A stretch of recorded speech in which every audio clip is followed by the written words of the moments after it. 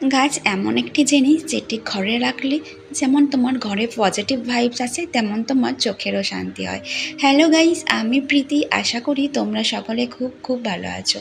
সেদিন দুপুরে খাওয়া দাওয়া করে আমরা ঠিক করলাম যে আজকের নার্সারি থেকে দুটো গাছ কিনবো। সেই মতন চলেও এসেছিলাম নার্সারিতে। আর এই গাছের নার্সারিতে এলে না আমাদের দুজনের মন খুব খুব ভালো হয়ে যায়। এখানে এত রকমের গাছ থাকে যেগুলো দেখতেও খুব ভালো লাগে। দেখো, এই গাছটির নাম তোমরা সকলেই জানো যে লজ্জাবতী।